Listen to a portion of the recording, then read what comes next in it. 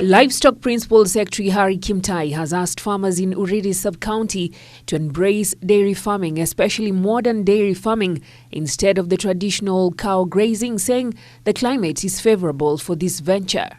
To embrace mambo ya dairy. Tutaenda kuketi chini na ni mawego ama naitwa mawego.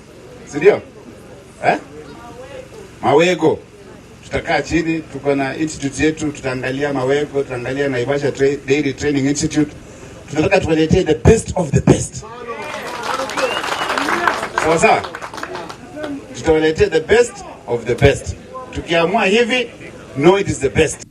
The PS said establishing Dairy Farming Training Institute at Oyani Farm will create opportunities to the locals by promoting self-employment. Other leaders supporting the same sentiment said the project will provide an opportunity after the exit of tobacco and fuel dwindling sugarcane industry, as well as provide employability for the many unemployed youths in the county. Tupatieni nafasi hapa, tutengeneze TTI, watoto wetu wale hawawezi kwenda university, wapate mahali ya kwenda, baadaye wakimaliza masomo wanatusaidia hapa kwa hizi kazi ndogo ndogo. Animal multiplication, preservation ya genes za nini. Tuko hapa na team ya nini ya BAT. They have nothing to do with the multiplication ya ng'ombe. They have nothing to do with the gene preservation ya ng'ombe. Lakini wako na nafasi hapa wamepewa kwa sababu pia wao kuna kile wanafanya kwa manufaa ya raia wale wanalima tobacco. Kwa hivyo maombi yetu iko in line na kazi ya hii shamba. Tukiwa na institution hapa, moja ya zile courses kubwa zitafanywa hapa ni mambo ya dairy, mambo ya ng'ombe, sio hivyo? Industrialization Principal Secretary Francis Owino, who was also present, said proposed Dairy Training Institute at Oyani will bring direct and indirect benefits to the locals and people of Migori County at large.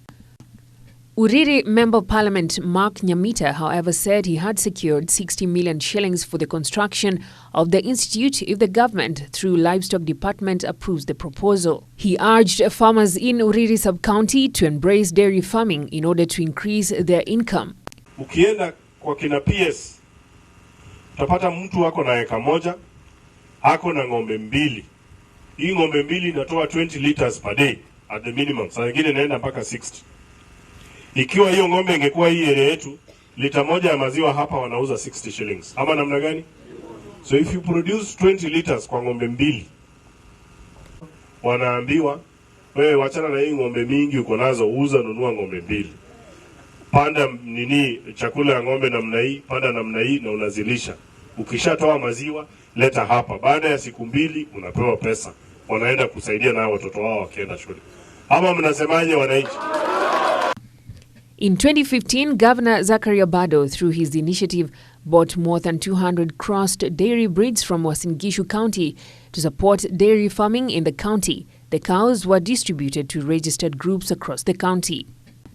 The institute is expected to equip direct skills to the farmers on how they can gain maximum output from dairy farming. More than 90% of milk consumed in Migori County comes from neighboring counties of Narok and parts of Rift Valley.